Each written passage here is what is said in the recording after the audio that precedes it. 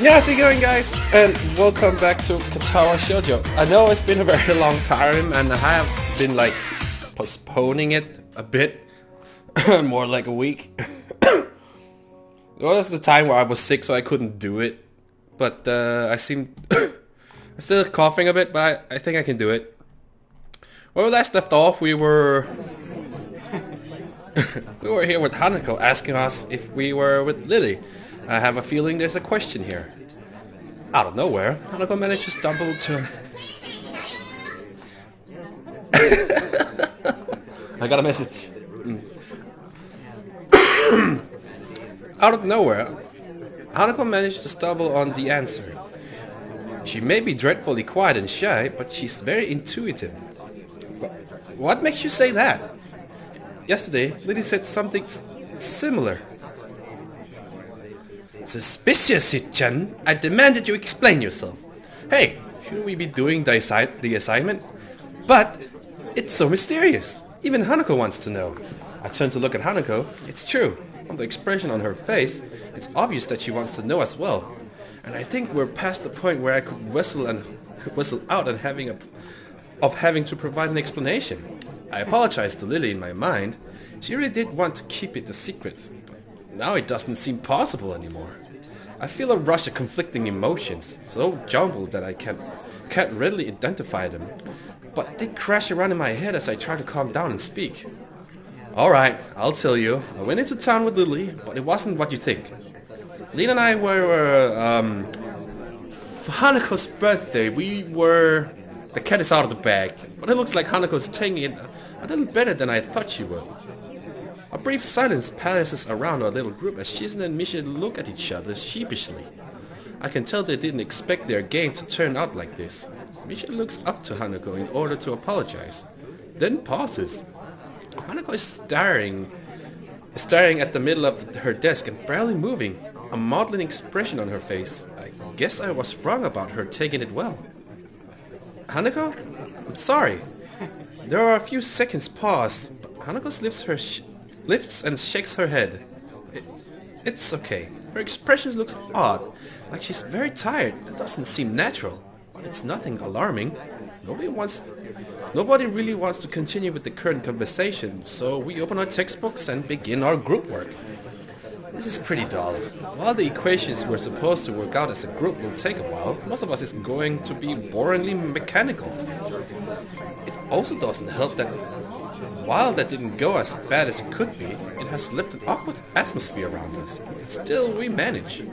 Shizune's face betrays that she has about the same expectation of our work as I do. The two of us begin to write our group's results.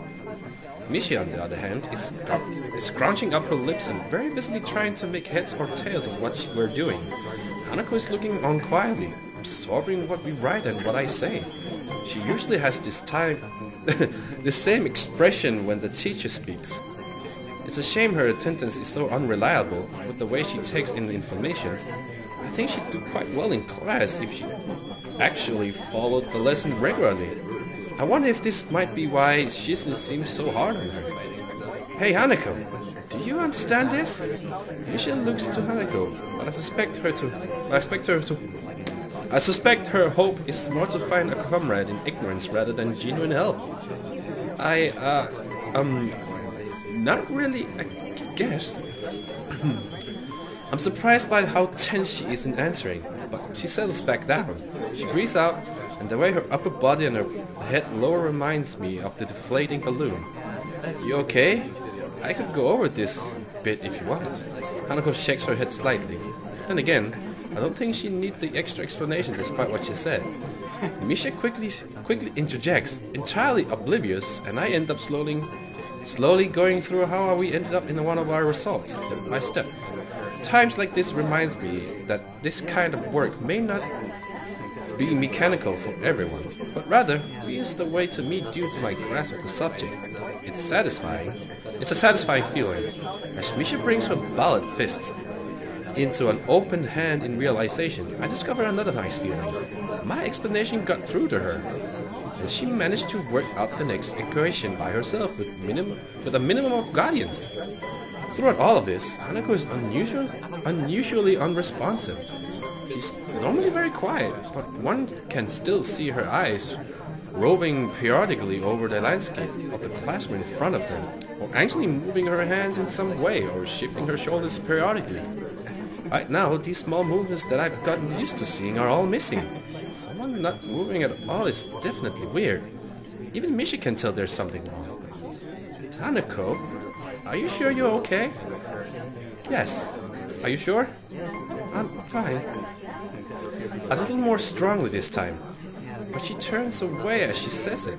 It only makes me doubt her answer, yet at the same time, I can tell she doesn't want to talk about it further. Having already had one very awkward conversation today that I'm still not fully over, I don't want to pursue the matter too much either.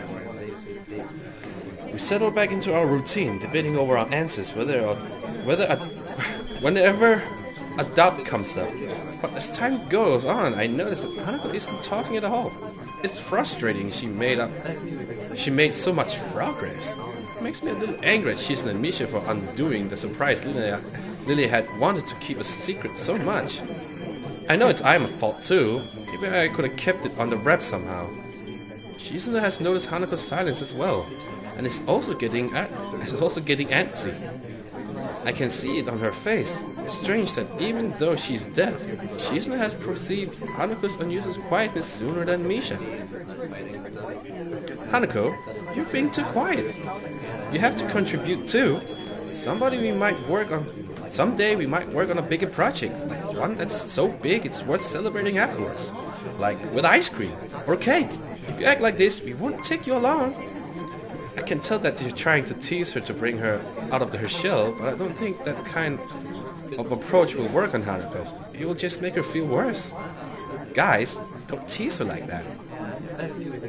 Hit-chan, it's all good fun. Sit-chan says she teases everyone anyway. They do back up, though with Misha moving away from the issue by asking me the question again, on seeing how difficult the problem she is working on is. I don't know whether it was a skillful dodge or mere coincidence. It takes way more than our time than necessary because Shizuno keeps disagreeing with me while I'm trying to explain it to Misha. And Misha is quick to believe her over me. So quick in fact that she forgets to translate what Shizuno is saying. Hey, the clock is kind of ticking down. We should speed it up a little. Hit-chan! You sound a little like Sit-chan there. Just because I looked at my watch? Jeez, is that really all it takes? Time management and suddenly I'm the student council president? I look at Hanako's desk to see how she's doing and freeze. Our papers are covered in equations, but Hanako's only halfway there. It seems like she hasn't written anything in the past 20 minutes. Looks like she's about to break down. Crap. Oh, return. When I realize that, I want to kick myself for how dumb I've been. I should have known that someone as fragile as Hanako wasn't just going to brush off what happened so easily, but I've been too eager to move on from an awkward situation to notice. She has been slowly shutting down for the last hour, and I had no clue. Her pen is still in her hand, but she doesn't slowly spin it around like she usually does. There isn't a single idle movement from Hanako. Only the fact that she tries to inch away once she feels Shizen and Misha and I looking at her tells me that she is even still conscious. We look away and at least in my case, it's partly out of shame that it's gotten to this point. Though on the outside she has shut down almost completely. I know that it's a different story on the inside. What kinds of things could she be thinking about as she tries harder and harder to shrink into herself? As if by willing it she could somehow disappear. Everyone is looking at her. Now, stealing quick glances in between putting the finishing touches on their work. Misa attempts to ask her what's wrong, but that only makes the problem worse. If she weren't frozen to her seat, she would probably run out of the room right now. Misha's questions are loud enough to be heard throughout the entire classroom, and for a second I'm ready to snap at her, because I can only imagine how much worse it's making Hanako feel. Of course, if I were to do that, it would only make the situation worse. I believe that Hanako's gotten stronger, and she has, But it wasn't enough, and I was too eager to believe it. Now she's terrified, alone in the middle of the classroom, and there's nothing I can do without drawing more attention to her. It's infuriating. Misha's worried, and even Shizune is biting her lip. None of us know how to deal with this situation, so I decide to call Muto. His judgment would probably be better than ours. I look up and manage to catch his eye, silently motioning him for him to come over. I want to make a little fuss about this as possible, since if there's anything that would make this worse, it's more attention being focused on her.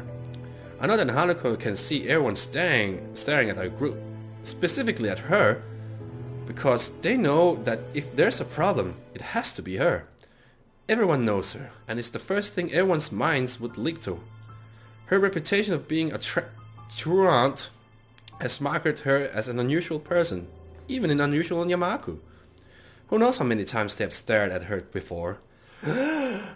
Maybe it's because she's seen the class staring at her so much that she fears their gazes like she does covering from them. The time it takes Muto to walk over must be like an eternity for Hanako, and she looks as if she's about to fall over. Muto quietly begins to ask us what's wrong, before catching himself as he sees Hanako. Did we upset her? Don't worry. Muto bends down after calming Misha and looks intently at Hanako's face. Hi, Ikezawa. Can I help you at all?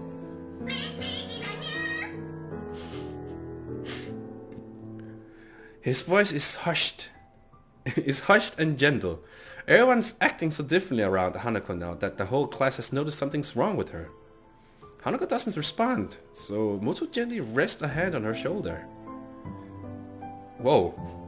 She starts shaking at his touch, but won't even look up.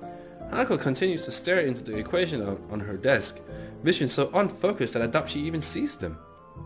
She's worse than before. I remember that not even an hour ago she was able to talk to them almost normally. Muto grimaces a bit and he stands again. And now that his expression's changed, I can see he wasn't exactly unaffected by what happened either. He takes a breath to settle himself before speaking in a very quiet voice. I'm a little impressed at how quickly he takes control of the situation. Is that it? Nothing's wrong then. Muto seems to say that there's no one in particular. However, his words sounds convincing enough that most of the people who are looking over at Hanako now turn away, getting back to their work. He gives a quick glance to his left and right. Several people at the desk around us are still staring curiously, but other than that, we seem to have escaped attracting too much attention. Muto noticed me doing the same as him and smiles a little, in his usual stilted way. I think for Ikezawa's sake, that it would be good to quickly take her somewhere away from others. Nakai, Hakamichi, could you please take Ikezawa out of the classroom? I'll keep everyone settled, so please don't worry about anything but her, okay?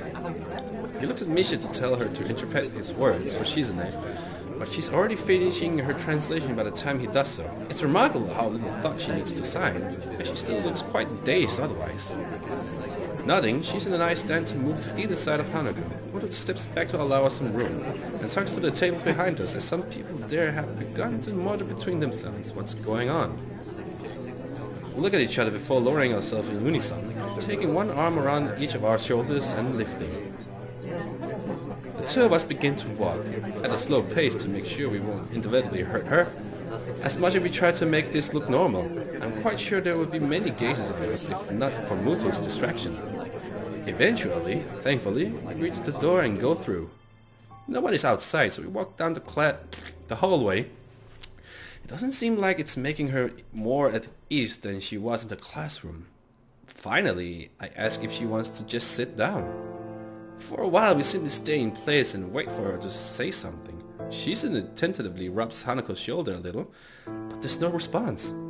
Eventually, she shakes her head a little when Shizune tries again. Both of us are looking at her, so we pick up on it immediately. Shizune's hands again comes to rest on Hanako's shoulder. As she awakens, her face leaving to two very worried and anxious people looking at her.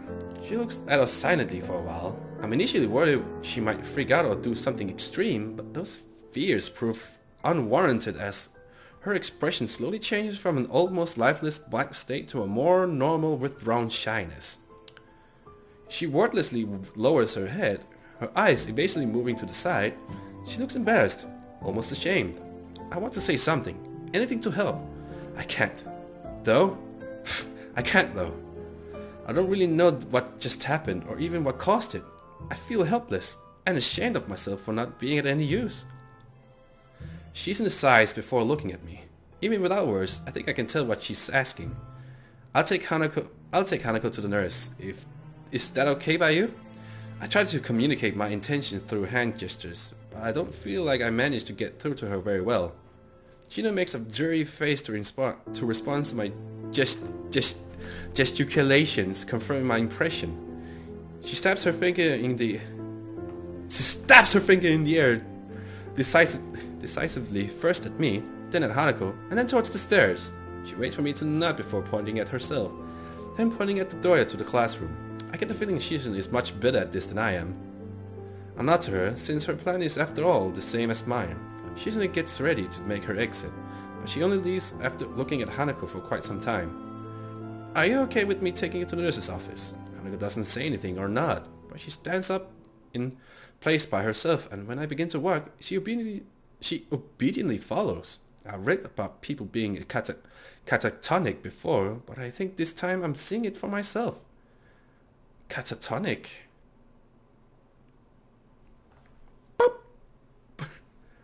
She looks extremely tired. After everything that's happened, it's not a surprise. After Hanako silently takes off her shoes and lies on the bed in the infirmary, the nurse and I take our leave.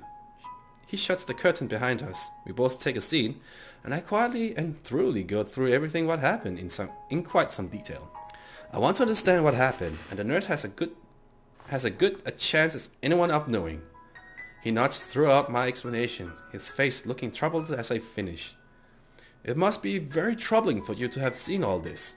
I'd be lying if I said it wasn't. I get that she fainted, but I don't really understand anything about why it happened or why she's acting like this. He nods, but his face is clouded. You don't know either. Well, yes and no. It's complicated. I assume you've heard about the concept of patient confidentiality at some point. This is a bit of a minefield in that respect. I'm going to put this pretty bluntly. This is a matter of Ikesawa, me and her therapist. I move to protest, but think better of it.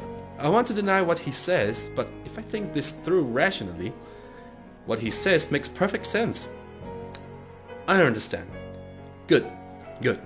I wish I could help you more, but I think that what Ikesawa needs right now isn't somebody prying into her past or her emotions. She just needs somebody to be there for her. She needs a friend. For what it's worth, I think you've done well in bringing her here. Sounds like you and your friends dealt with the situation well too. I'd give you a lollipop. I'd give you a lollipop or a sticker as a reward, but she might be a little too old for either. Hey, free candy? He keeps a cocky grin, obviously trying his best to lighten the atmosphere. I'm not really in the laughing mood, but he does manage to get a smile out of me. Thanks, do you mind if I stay here with Hanako? I appreciate the thought, but I think it would be better to let her rest for now. She'll be led back to her dormitory room this evening, so you could visit her then. I agree with him before standing. It feels like all I can do around the nurse is humbly agree what he says. But it was the same with the doctors in the hospital too. The walk back to the classroom is a long one, my mind feeling heavy under the weight of so many things happening so suddenly. Even as I re-enter the classroom, I'm thinking about Hanako. My stomach feels like it's turning into nuts while I think about to deal with her. I still don't know what I'm going to say when I see her again. Thankfully, the class doesn't pay me much heed. There's a couple of questioning glances. Overall, not many people seem to have been very aware of what happened. Muto raises his eyebrows to get my attention when I pass by his desk. Nakai, I take it Ikesawa is at the infirmary now. Yeah, I took her there, and the nurse said I should let her rest. Muto nods, assuring me that I made the right call. He scratched his chin for a second before rising from his desk. Everyone, I want you to continue with the exercise. Nakai, I'll see you in the hallway, please. His speech is hushed, but overall it doesn't seem to be acting too different from one young. Being a teacher, maybe it's maybe it's to be expected. As we go out into the hallway, I notice him taking a quick glance left and right to check if there's any students milling around. The hallway is nearly soundless, but I can't think of anything except waiting for Muto to speak. Nakai, what do you think the purpose of this school is? To cater to the needs of disabled students? Muto scratches his head as he shakes it. No, if we wanted to do that, we would have built a whole new school from scratch. One floor, talking whiteboards, that kind of thing. Look around, Nakai. This school is about giving you all the future that you would have been denied in a regular education. Huh? Think of it this way. If we wanted you to graduate and go straight into a hospital, do you think we'd put in this much effort? The bluntness of Muto's statement temporarily stuns me, causing me to forget about the immediate situation. No, that's right. We want you all to leave here as useful members of society. I'm not quite sure I'm following you. I have high hopes for you, Nakai. You are possibly the first student I've had that gets my lectures. That isn't something that a teacher should be admitting so freely. You could easily take your studies of science well into university. Have you ever considered that? I can't say I have. Well, what have you considered? For your future, that is. I can't say that I've put much thought into my future. For a moment, I distinctly reminded of Lily questioning me about the same subject. It's only been a little over 5 months since I was gasping for air on the ground. It's too soon to be thinking about the future, and besides, Hanako's problem seems much bigger to me right now. Muto gives a disapproving sigh before continuing. Think of this place as an opportunity. Here you have boundless facilities, good teachers, plus the added bonus of the nurse and his staff. You should be doing nothing but thinking of the future. Right. As I raised my head to meet his gaze, a thought occurs to me. It's almost like Muto's totally sidestepped the issues at hand. Excuse me, but why do none of the staff seem to care when Hanako skips class? I've seen you watch her walk out of class more than once. Shouldn't you at least say something? Well, Nakai, it's not really that simple. Every student here has special needs. If it weren't for that, then we wouldn't have a school here. For example, I wouldn't keep you in class if you were having trouble breathing, would I? But that's not... would it cut me off before I can even think about finishing my sentence. Ikesawa's case is very much like that, but instead of CPR or a pacemaker, what she needs is time and space. The faculty was made aware of this from the day she arrived here. Thus, whenever she feels the need to leave classes, we let her do so. I should probably check that out. And even though she isn't a star pupil, she seems to pass all her exams, so it hasn't affected her ability to study. Isn't that enough? I open my mouth to protest, but I can't find a fault in his argument. While her condition does seem at first seem to be wholly physiologic. Why so hard to pronounce? The worst effect has been on her psyche. It still puts me off though. Isn't he just passing on the responsibility for her problem? Surely she can't go on like this for her entire life. I understand you might not be used to this kind of thing yet. It's a big change for you. That said, it's less than a year until graduation now. Maybe you won't have to get used to this school. If you keep your head down, I'm sure you'll do well enough in your exam. I humbly nod, more to simply acknowledge that I'm listening than out of agreement. I felt like I was getting used to this school, but it feels like I'm just being thrown back in my face. But what about Hanako? I believe, well, I hope, that she will perform well enough to do what she wants to do. What that is, I don't know. Not all students leave school with the idea of what they want to do, unfortunately. He takes care to emphasize the last word. As if it wasn't clear enough already, he gives me a moment to mull words over.